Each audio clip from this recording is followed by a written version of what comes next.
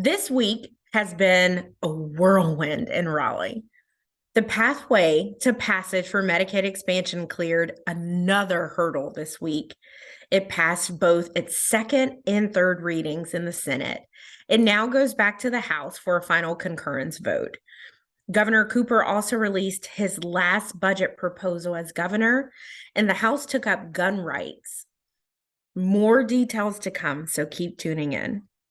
On the health side, Senate Bill 76, Access to Healthcare Options, the bill that would expand Medicaid eligibility for adults up to 138% federal poverty level, passed its second and third readings in the Senate and is now headed back to the House for a concurrence vote.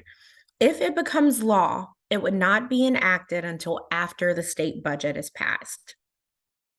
We also saw House Bill 336, Healthy Students, a Nurse in Every School. Its title is exactly what it seeks to do: ensure that every public school has a school nurse. House Bill 336 also has an appropriation amount of $100 million recurring. The bill passed its first reading Monday, March 13th, and is awaiting a date in the House Appropriations Committee for review. We also saw the filing this week of House Bill 382, Registered Nurses in Schools. This bipartisan legislation would allow registered nurses with at least 2 years' experience in either hospital or health clinic settings to be eligible to serve as a school nurse. The bill passed its first reading and has been referred to the House Education K through 12 Committee. Then Senate Bill 115, a bill we've been talking about a lot on these updates, the repurpose R.J. Blakely Center as a psychiatric hospital. This legislation seeks to transform the R.J. Blakely Alcohol Treatment Center into a 90-bed psychiatric hospital for children and adolescents, with a certificate of need exemption, might I add. The bill is the very first bill of the session that Governor Cooper actually signed into law. So then there's House Bill 72, the Firearm Safe Storage Awareness Initiative bill, which sought to create a statewide safe storage awareness program for firearms and distribute gun locks in order to prevent children from getting access to unsecured guns. Now, this bill, y'all, was rolled into Senate Bill 41, guarantees Second Amendment freedom and protections.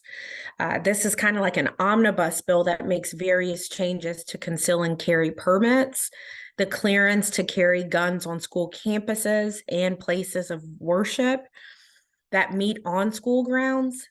And now it also includes the creation of a statewide safe storage education program. So Senate Bill 41 passed the House Thursday, March 16th, and has since been presented to the governor for his signature. And then on the early childhood education front, we saw Senate Bill 288, Increase Rates, Set Floor, Child Care Subsidy. This bill is sponsored by senators on both sides of the aisle, and it will increase the state's subsidy reimbursement rates for early childhood education to the 2021 rate, which is the most recent data available, and make automatic increases to the subsidy rates when new market rates are available.